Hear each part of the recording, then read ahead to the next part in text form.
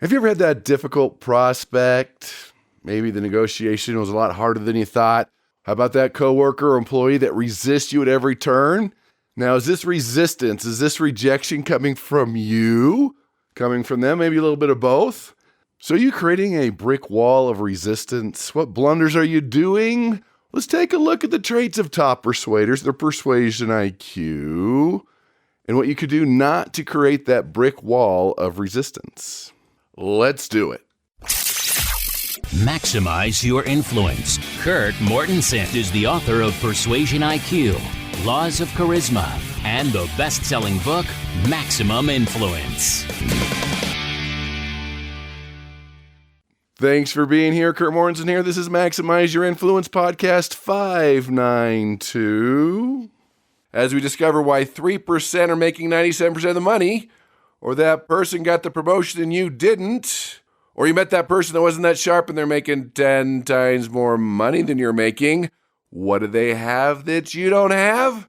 Well, as Napoleon Hill called it, the author of Think and Grow Rich, who interviewed millionaires, monitored millionaires, says persuasion's the magic ingredient. In fact, if you haven't read Think and Grow Rich, you should. It's the mindset, the traits of millionaires. But if you notice, all the books Napoleon Hill wrote after he wrote that best-selling book, Persuasion, Influence, Public Speaking, all the soft skills we're talking about here on the show on Maximize Your Influence. Because everything you want in life's on the other side of persuasion. You know that. That's why you're here. So, hey, welcome. Tell your family, friends, and enemies about the podcast. We can be found at iTunes, Spotify, and iHeartRadio, or just go to MaximizeYourInfluence.com. If you want to take your free Persuasion IQ assessment, that's also found at MaximizeYourInfluence.com, and contact me there. Housekeeping out of the way, let's get into it. Hope you're doing well, staying healthy. I'm doing more and more webinars. It was crazy the other day. I did an 8-hour webinar. Now, there were breaks in between, but I noticed, and this is crazy, and let me know if you've had the same experience, that teaching an 8-hour webinar takes 2-3 times more energy than an actual live face-to-face standing up seminar. It makes no sense to me. I have no idea. Here I am in my home doing a webinar in my sweat, sitting in a lazy boy, and I'm saying it's taking more energy. I'm not getting it, but I've been doing it more and more, and it seems like either my energy's lower or it takes more energy. So, hey, if you know the answer to that, let me know. Hope you're doing well, is achieving your goals, mastering these tools. Let's get into it and talk about the geeky scholarly article. This one comes from Duke University, Aaron K. in the Journal of Personality and Social Psychology. This one's crazy weird that passion, which is a key element of the laws of charisma, they talk about how passion can backfire on you. What? Too much passion? Now, at first I'm like, well, is this hype? And I agree. When I was researching passion and purpose, there's that hype piece, that fake passion, that fake energy, the salesperson pretending they're all excited about it, they're not. That fake energy, I can see that backfiring on you. But this is what they found. If someone is passionate about what they do, we see it as more legitimate to exploit them. They found that people consider it more legitimate to make passionate employees leave family to work on the weekend, work unpaid, and handle unrelated tasks that were not in the job description. And this was consistent over 8 studies with over 2,400 participants. And they looked at students and managers and random people online and the different kinds of jobs they had. In one study, participants who read about an artist who was passionate about what they did felt it was more legitimate for the boss to exploit the artist than the artist that wasn't passionate. And it was okay to ask them to go beyond their job description, to ask an artist or someone else to leave a day at the park with the family and go clean the office bathroom. In another study, participants rated it more legitimate to exploit workers in jobs more traditionally associated with passion, such as an artist or social worker, than in jobs not generally seen as a labor of love, like a store clerk or a bill collector.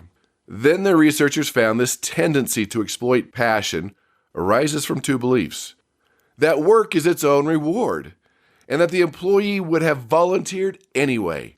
They call this compensation justification. Basically, when we're confronted with injustice, rather than fix it, sometimes our minds tend to compensate instead. We rationalize the situation in ways that seem fair and assume the victims of injustice must benefit in some way. I mean, why are they there? Why else would they do it? They could quit. For example, the study found that when people are faced with disparities between, for example, the wealthy and the poor, people can downplay injustice by telling themselves, well, the wealthy, they're not happy. They have their own set of problems. And making less money, I'll be happier and my life will be simpler. So they take that case and look at employees that are getting extra jobs, working harder for no extra pay, and then asking them to do demeaning work that's outside their job description. They believe this is fair because they're passionate and they would do it for free. Crazy, weird stuff, but that's the study. Be careful of your passion. People might exploit you. But hey, if you're persuasion, your influence, you're selling, you need to have that passion, you need influence. So you need the passion with your prospects and your clients and your customers. I guess just be aware of your bosses and your coworkers. When you're really passionate about what you're doing, they might exploit you. And that brings us to the persuasion blunder of the week. Homer. Don't!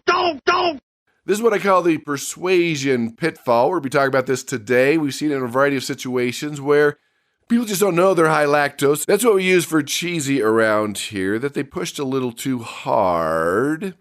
For example, I was talking to someone, went to a local furniture store, and they didn't buy. It's one of the bigger stores. They have the best variety, but what happened is they got there, and the salesperson was a little too pushy, a little too salesy, hard on the close. And what did the person do? Oh, hey, well, I'm looking right now. I'll come back later. And they had no intention of coming back. But here's the pitfall. That salesperson does not know they pushed a little too hard. The store doesn't know. The sales manager doesn't know. Nobody knows. That's the pitfall. We've all done it at car dealerships, that pushing too hard. And you're like, oh, I'm just looking. It happens at a clothing store. When people push a little too hard, that person doesn't know they're using outdated techniques. And why do they still use them? Because they work sometimes, 3% of the times with a 50% remorse rate. And the other part is they just don't know. No one's ever told them. They were taught the old style 20 years ago closing techniques, and they're still using them because trainers are still teaching them, but it does not work. In fact, I was at Niagara Falls with my daughter, and we went into this store. It was kind of a store-restaurant thing, and they were pushing this and wanting to take pictures and eating right now. And I'm like, oh, I'll come back later. I've got to see the falls first. It was a lie, but it was so cheesy. It was just easier. I could have said, yeah, you're lame. We didn't like you. This technique failed. You don't close very well. It's just easier. Oh, I'm just looking. I'll come back later. I need to think about it. I need to talk to my partner. That's why 67% of the times, those objections are lies. So if people aren't coming back, you're getting those objections quite a bit. We need to talk about this persuasion pitfall and why you're causing all this resistance and all this rejection in your life. This is costing you money. If you could do the math on all the people that said no, or said yes and you never heard from them again, or said they'd be back and you didn't see them, or they're thinking about it and they fall off the radar, you probably have issues here. So one of the fun things that I get to do is I get to interview people if they've lied to you.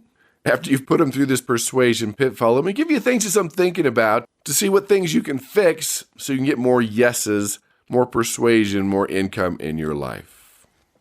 One of the first ones, we talk about this quite a bit here on the podcast, is that do you assume they trust you? They don't trust you.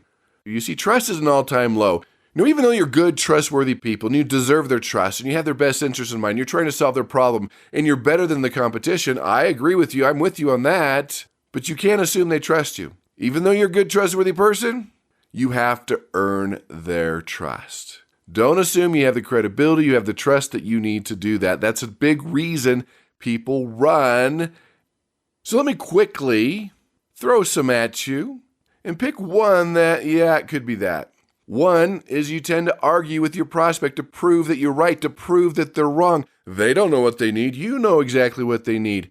Anytime you do that, you push them in a corner, you win that argument, you're going to get that resistance. That's a persuasion pitfall, and they are going to run. Being too persistent. Hey, I love persistence, but there's a fine line between persistence and being a pain in the butt. But when you push a little too hard, back them in the corner, they don't feel like they have a choice. That could cause resistance or rejection. We talked about passion. That's a big one. Lack of passion or lack of enthusiasm. We really don't care about the product, the service, them. You're not being very proactive, causes resistance and rejection. And the opposite of that one is just a negative attitude. Condescending, you're sucking the life out of people, you just don't care. You've got a frown on your face, you don't like working there, or they sense that. Definite resistance. Here's an interesting one. You're too friendly, getting too friendly too fast. That is a big complaint. To where the gushy chit-chat, hey, how are you doing? Some people do not like that. Sometimes it comes across as fake, especially when we start talking about things in their office that everybody else has talked about.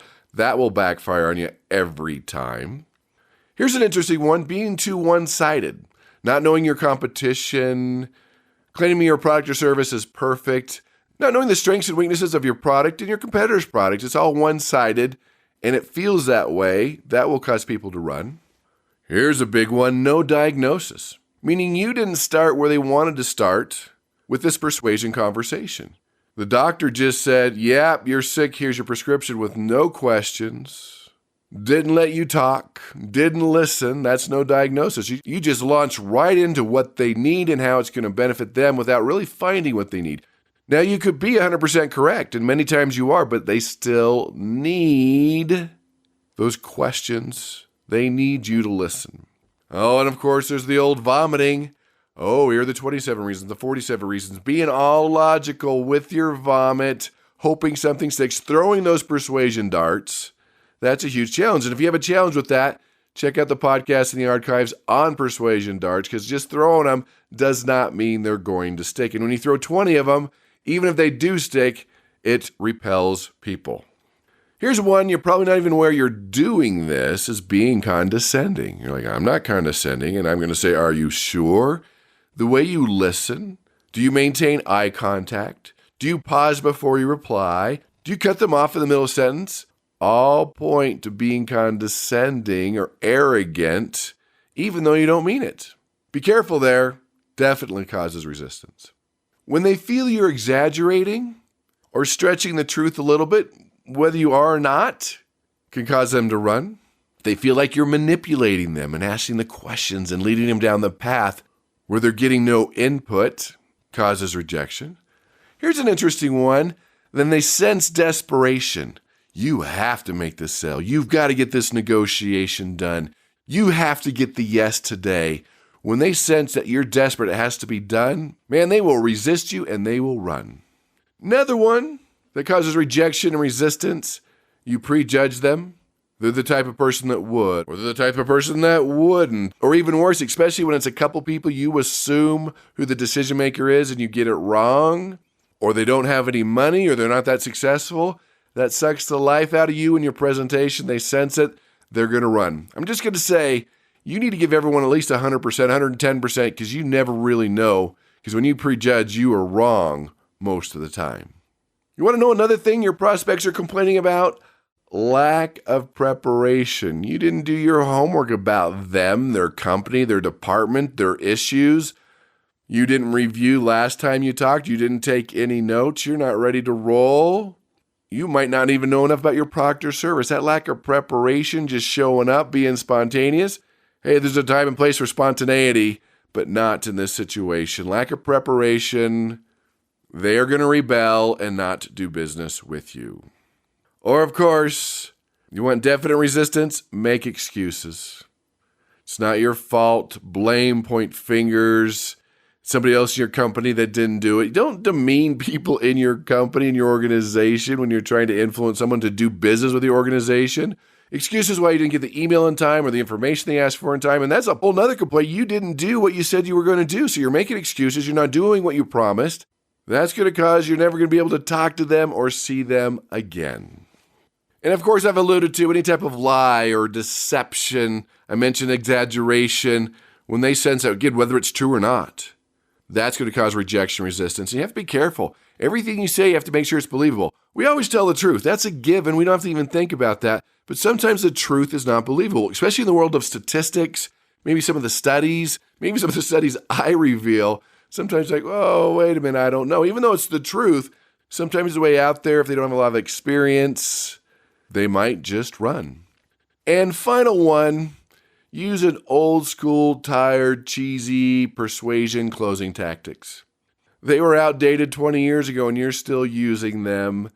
For example, feel, felt, found. I understand how you feel. Many others have felt that way. We have found, hey, the technique is sound in a lot of ways, but they've heard that feel, felt, found. Maybe change the words a little bit, do it in a little bit different way. We just use these same tired phrases over and over again, these old tired closes. Be careful, get some feedback. Find someone that said no that will be honest with you to find out what really happened. Or have a top producer in your industry, in your company, monitor you or listen to a recording of you or send it to me so we can give you a little coaching to get you to the next level because you don't know what you don't know. Some of the things you're doing well are rotten, and some of the things you think you need to work on, you're probably doing better than you think. You can't coach yourself. It's very difficult to do that. Michael Jordan, greatest basketball player ever. That's open for debate. I know. Send me an email. But regardless, needed a coach. Now, I spent all this time talking about the negative side and the mistakes and the blunders, the things we do wrong. But let's look at the flip side. Let's talk to the people that you're trying to sell, you're trying to persuade, those persuadees. What do the persuadees say about the persuaders? What do they like? What do they love about the people that are persuading them? That's important to know too, because we can fix our mistakes and blunders once we know that we're doing them. But let's swap it out for something that's positive. And let's quit putting bricks in the brick wall of resistance. First one, he kept his promises. Promises made during the persuasion process are fulfilled. Persuaders are honest and realistic in what they promise. They don't build false hope or expectations. They underpromise and overdeliver, not the other way around. 2, she's really dependable. Successful persuaders proactively give their audience the attention they deserve, doing everything in their power to resolve any problem or concern. They are reliable. Nothing stops them from getting the job done or getting a callback. Next one, they're clearly well-trained. Successful persuaders know the ins and outs of their product, including its strengths and weaknesses, and how it stacks up against the competition. A great persuader is always an expert on the product, service, or idea they are handling. Here's one, kind of a no-brainer. I consider them a friend. Taking the time to build rapport pays off. Personable, likable, caring, and friendly persuaders make the grade. They know that people buy from people they like. Here's an interesting one. They never argue with us. Great salespeople, great persuaders aren't so bent on making the point that they have to argue. They're not so consumed with their own need to be right, and they don't waste their time demonstrating that their prospect is wrong, misinformed, or uneducated. That never persuades anybody. That repels them. Next one. They provide solutions that work. Helping an audience visualize their success brings the persuader and audience together to illustrate how the product or service will get them there, where they need to go. Problem solved. How you doing on this one? They take 100% responsibility. No matter what happens, a great persuader accepts full responsibility for the results. When challenges present themselves, they deal with those challenges rather than making excuses. Nothing's worse than the finger pointing or the blame game. We've talked about this, being a product of the product. They are really behind their products. Great salespeople, great persuaders love what they offer. They know they cannot get someone to believe in their product more than they do. How you doing on this one? They're honest. It's always clear where a great persuader stands. They are always honest with themselves and with others. From this position of strength, they're the audience's friend, advisor, and advocate. Now, I'm assuming you're great people, you're honest. But sometimes even when you're honest, you might not have come across that way with your nonverbal gestures, your tone of voice, or even if you say something that's truthful but not believable. Now this last one, and this came up when I was doing research for laws of charisma, is that they're really entertaining. And this is what we can all work on. Our encounters are always fun and interesting. Great persuaders, great salespeople are fun and enjoyable to talk to. They help others feel good about themselves. They're optimistic. They put a smile on their faces. They're full of charisma and love to be around people and bring light to the room. And their presentations are lively, engaging, and informative. So that's the positive side. So let's get past some of those mistakes, those blunders, those bricks in the brick wall of resistance, and add some of these positive pieces to increase your ability to persuade, motivate, influence, and negotiate. That's a wrap. That's episode 592. All the links can be found within the email. Go to maximizeyourinfluence.com, find out the latest trainings, what we're doing, what we're focusing on, or send an email at maximizeyourinfluence@gmail.com. We're going to continue with this week's special, the 111 sales hacks As you know, I started with 101, went to 111. I think there's about 130 now. I keep adding them. They're 3 or 4 minute audios on sales tools. Here's the science. This is how it works. This is how you apply it. Learn a new tool every day. Go as fast or as slow as you want. It is up to you. The link's on the email. If you don't have an email, subscribe at maximizeyourinfluence.com. So you see the importance of this. This will change every aspect of your life. Master this skill. Become more influential. Understand the human brain. And as you know, go out and persuade with power.